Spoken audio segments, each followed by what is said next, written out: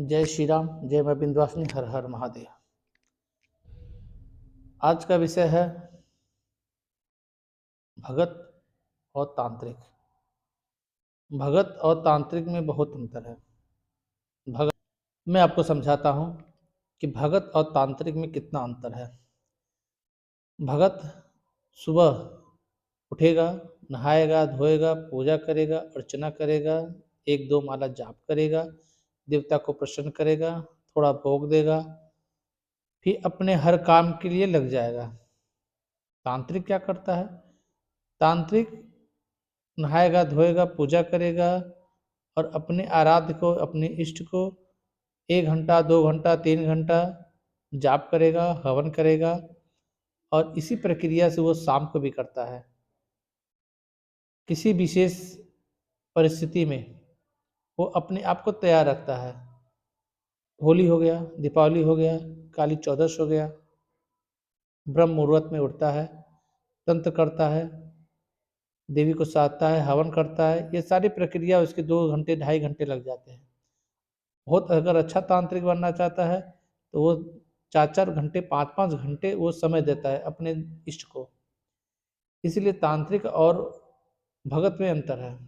भगत 2 अगरबत्ती पे देवता को खुश करता है, लेकिन तांत्रिक सारी चीज़ों को लेकर बैठता है, तंत्र करता है, अपने देवी देवता को मनाता है, हवन करता है, जाप करता है, ताप करता है।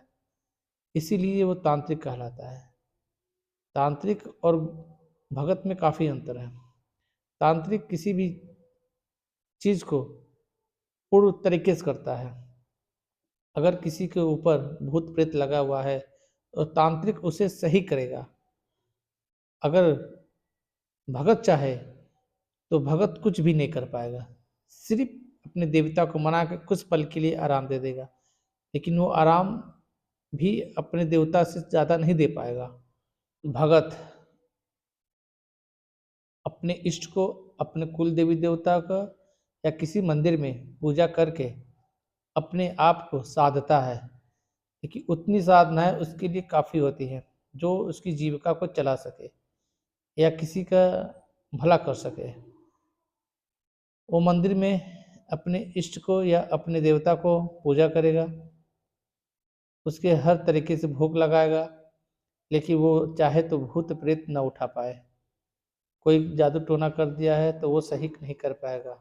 हाँ, अलबत्त अपने देवता को मना के कुछ पल के लिए आराम दे सकता है, लेकिन तांत्रिक चाहे तो किसी को बंधन कर सकता है, किसी को रोजी रोजगार ले सकता है, किसी घर को तहस नहस कर सकता है। एक अच्छा और बुरा तांत्रिक दोनों होते हैं।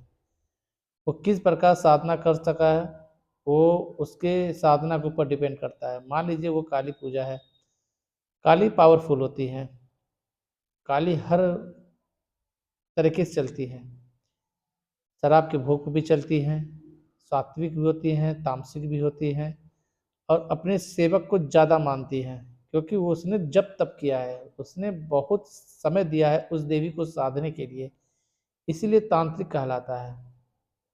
अगर किसी के ऊपर किया कराया है तो वो तांत्रिक चाहे तो पल भर में उस चीज़ को हटा के उसको शरीर को स्वस्थ कर सकता है, लेकिन एक पुजारी, एक भगत अपने देवता से कुछ पल के लिए उसको आराम दे सकता है, अन्यथा नहीं। यही अंतर है भगत में और तांत्रिक में। तांत्रिक किसी का घर सही कर सकता है, भूत प्रेत लगा है इंसान के ऊपर वो सही कर सकता है, भगत नहीं कर पाएगा।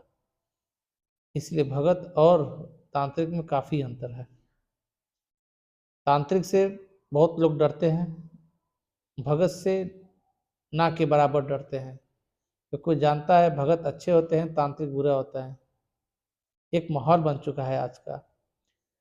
तांत्रिक अगर कोई गांव में जानता है, कहीं किसी गांव में जाता है तांत्रिक, तो उससे सारे लोग भयभीत होते हैं, लेकिन डरने की बात नहीं है, क्योंकि अगर अच्छे हैं तो अच्छा काम करेगा, बुरा है तो बुरा करेगा ही। भगत है तो देवी को, देवता को मना सकता है। हाँ, दोनों परिस्थिति में दोनों मना सकते हैं देवता को, लेकिन एक भूत उठाता है, एक प्रक्रिया करता है और एक प्रक्रिया के बिना चलता है। तो दोस्तों यही रहा, भगत में और तांत्रिक में काफ़ी अंतर है।